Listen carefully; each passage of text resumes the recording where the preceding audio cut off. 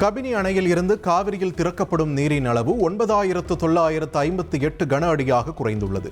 காலையில் 25,000 கன அடி திறக்கப்பட்ட நிலையில் பின்னர் நீர் திறப்பு அளவு குறைக்கப்பட்டுள்ளது.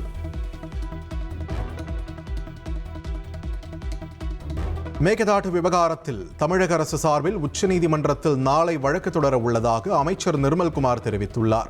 காவிரி விவகாரத்தில் திமுக ஆட்சியில் எந்த நடவடிக்கையும் எடுக்கவில்லை என குற்றம் சாட்டிய அவர், திமுக சொல்வதைத்தான் கர்நாடக முதல்வர் கேட்பதாகவும் விமர்சித்துள்ளார். கர்நாடகத்தில் இருக்கும் திரு டி.கே. சிவகுமார் அவர்களுக்கும் திமுகவின் குடும்பத்திற்கும் கட்சியை தாண்டி ஒரு நல்ல உறவுகள் இருக்கிறது. காங்கிரஸ் தலைமை சொல்வதை கேட்பதை விட டி.கே. சிவகுமார் திமுக குடும்பம் ஸ்டாலின் அவர்கள் சொல்வதை தான் அதிகமாக கேட்பார் என்று பல தரப்பினர் சொல்லி வந்தார்கள். அதே மாதிரி தான் கடந்த ஒரு வாரம் நடந்ததும் இருக்கு.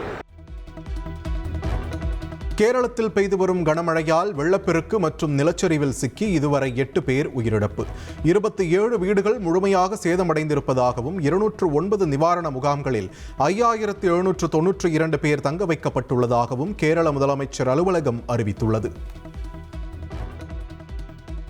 கேரளத்தில் கனமழை வெளுத்து வாங்கி வருவதால் அணைகளின் நீர்மட்டம் தொடர்ந்து உயர்ந்து வருகிறது. மூழையாறு, கல்லார்குட்டி, இரட்டையாறு, கீழ்பெரியாறு, பொரிங்கல்குத்து அணைகளில் ரெட் அலர்ட் எச்சரிக்கை விடுக்கப்பட்டுள்ளது.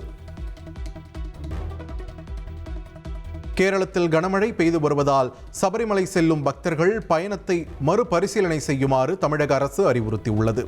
பம்பையில் நிலச்சரிவு ஏற்பட வாய்ப்பிருப்பதாக எச்சரிக்கப்பட்டுள்ள நிலையில் பேரிடர் மேலாண்மை ஆணையம் அந்த அறிவுறுத்தலை வழங்கியுள்ளது.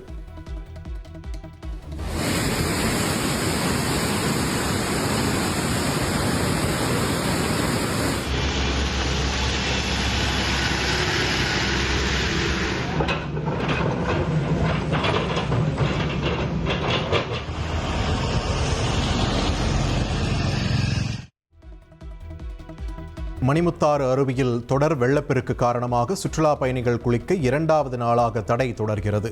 நீர்வரத்து அதிகரிப்பால் பார்வையிட மட்டும் அனுமதி வழங்கியுள்ள வனத்துறையினர் தீவிர கண்காணிப்பில் ஈடுபட்டுள்ளனர்.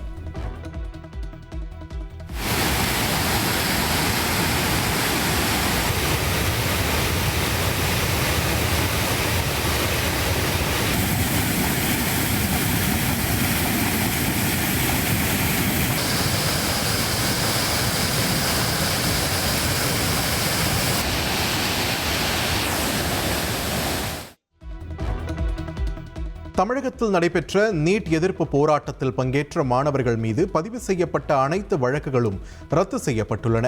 முதலமைச்சர் விஜய் உத்தரவின்படி மாணவர்கள் மீதான வழக்குகள் ரத்து செய்யப்பட்டிருப்பதாக தெரிவிக்கப்பட்டுள்ளது. முன்பதிவு செய்யப்பட்ட ரயில் டிக்கெட்டில் வேறு நபரை பயணம் செய்ய வைப்பது சட்டப்படி குற்றம் என தெற்கு ரயில்வே எச்சரித்துள்ளது. வேறு நபர் பயணம் செய்தால் சட்ட நடவடிக்கை எடுக்கப்படும், அபராதம் விதிக்கப்படும் என்று தெரிவிக்கப்பட்டுள்ளது. தாவேக எம்எல்ஏவிடம் குதிரை பேரம் நடத்தியதாக தொடரப்பட்ட வழக்கில் செந்தில் பாலாஜி மற்றும் அவரது சகோதரர் அசோக் குமார் காவல் நிலையத்தில் ஆஜர்.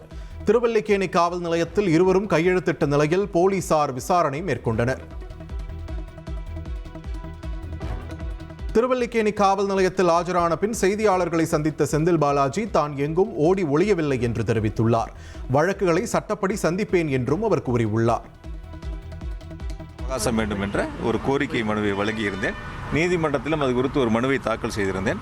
2 நாளில் அந்த பணி முடிஞ்சிருச்சு. அதனால் நான் நேற்றே கையெழுத்திடக்கூடிய பணிகளும் கேள்விக்கு பதிலளிக்கக்கூடிய பணிகளும் தொடங்கி இருக்கின்றேன். இதில் நான் கூட நேற்று பேசும்போது ஒரு பத்திரிகையாளர் கேட்டார், சட்டத்துறை அமைச்சர் ஏதோ ஒரு கூட்டத்தில் பேசும்போது ஒரு கருத்தை முன் வச்சாருன்னு சொல்லிட்டு. எங்கேயும் அதுபோல் செல்ல வேண்டிய அவசியம் எனக்கு இல்லை.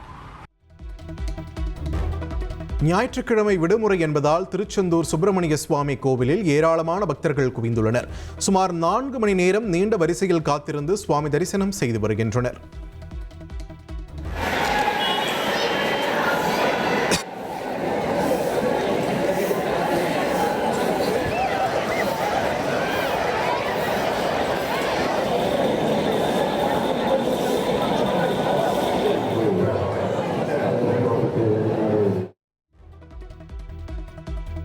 ஞாயிற்றுக்கிழமை விடுமுறை தினம் என்பதால் திருவண்ணாமலை அண்ணாமலையார் கோவிலில் பக்தர்கள் வருகை அதிகரிப்பு. சுமார் 2 மணி நேரம் காத்திருந்து பக்தர்கள் சுவாமி தரிசனம் செய்து வருகின்றனர். கன்னியாகுமரியில் கடல் நீர்மட்டம் தாழ்வு மற்றும் பலத்த காற்று காரணமாக படகு சேவை தற்காலிகமாக நிறுத்தப்பட்டுள்ளது. திருவள்ளுவர் சிலை, விவேகானந்தர் பாறைக்கு படகு சேவை ரத்து செய்யப்பட்டதால் சுற்றுலா பயணிகள் ஏமாற்றம். கன்னியாகுமரி கடற்கரையில் வி த லீடர்ஸ் அமைப்பு சார்பில் தூய்மை பணி நடைபெற்றது. தொண்டர்களுடன் இணைந்து அண்ணாமலையும் தூய்மை பணியில் ஈடுபட்டார்.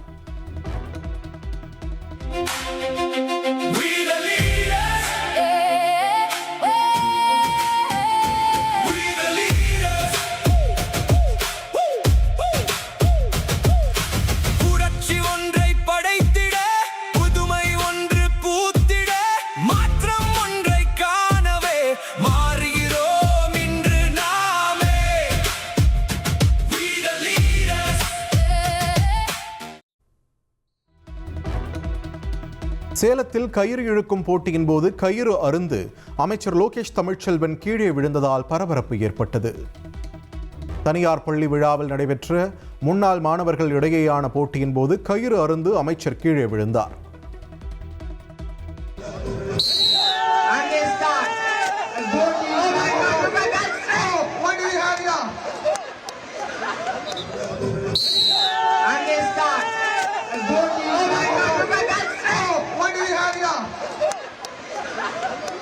Look at that Lions of Holy Cross. And they start. What do we have here? Look at that Lions of Holy Cross.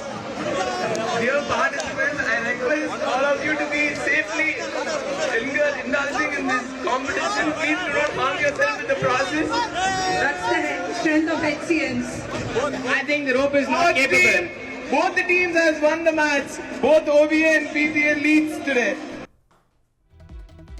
Thanjai அருகே திருவோணம் பகுதியில் சிலிண்டர் வெடித்த சம்பவத்தில் உயிரிழந்தவர்களின் எண்ணிக்கை 3ஆக உயர்ந்துள்ளது. கடந்த 30ஆம் தேதி வீட்டில் சிலிண்டர் வெடித்ததில் ஏற்கனவே ஒருவர் உயிரிழந்த நிலையில் சிகிச்சை பெற்று வந்த காசிநாதன், வேம்பையன் ஆகியோர் உயிரிழந்துள்ளனர்.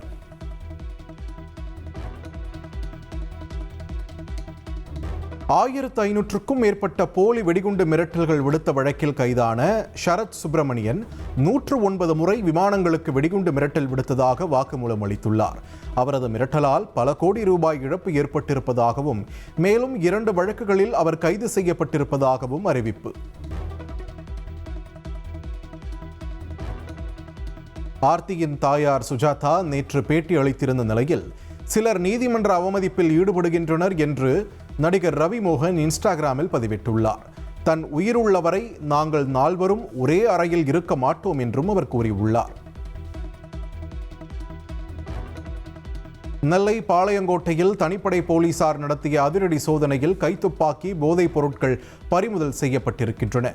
கஞ்சா, மெத்தபெட்டமைன் போதைப் பொருட்கள் பறிமுதல் செய்யப்பட்ட நிலையில் 7 பேரை பிடித்து போலீசார் விசாரணை மேற்கொண்டு வருகின்றனர். திருச்சி விமான நிலையத்தில் 3.5 கோடி ரூபாய் மதிப்புடைய உயர்ரக ஹைட்ரோபோனிக் கஞ்சா பறிமுதல் செய்யப்பட்டிருக்கிறது. மலேசியாவில் இருந்து வந்த விமானத்தில் கஞ்சா கடத்தி வரப்பட்ட நிலையில் 2 பேரிடம் சுங்கத்துறை அதிகாரிகள் விசாரணை மேற்கொண்டு வருகின்றனர். சிவகாசி அருகே 3 வயது குழந்தையை அடித்துக் கொன்ற தாயின் 2வது கணவரை போலீசார் கைது செய்தனர்.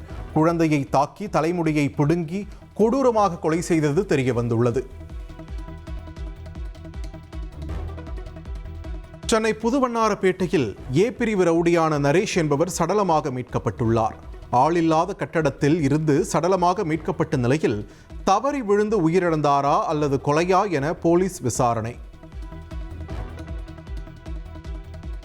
சென்னையில் சினிமா வாய்ப்பு தருவதாக கூறி சீரியல் நடிகையிடம் மோசடி, வன்கொடுமை செய்து வீடியோ எடுத்து மிரட்டி பணம், நகை பறித்ததாக அளித்த புகாரின் அடிப்படையில் ஷேக் முத்தலிஃப் என்பவரை போலீசார் கைது செய்துள்ளனர். திருப்பதி ஏழுமலையான் கோவிலில் கிரிக்கெட் வீரர் ஹார்திக் பாண்டியா தலைமுடி காணிக்கை செலுத்தி குடும்பத்துடன் சுவாமி தரிசனம் செய்தார். ஹார்திக் பாண்டியாவுக்கு வேத ஆசீர்வாதங்கள் முழங்க தீர்த்தம் மற்றும் லட்டு பிரசாதங்கள் வழங்கப்பட்டன.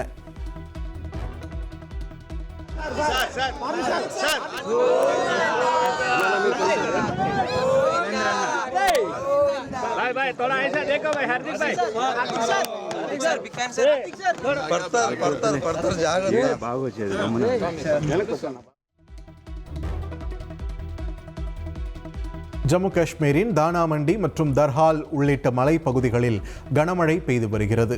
கனமழை காரணமாக ரஜௌரி மாவட்டத்தில் உள்ள நதிகளில் வெள்ளப்பெருக்கு ஏற்பட்டுள்ளது.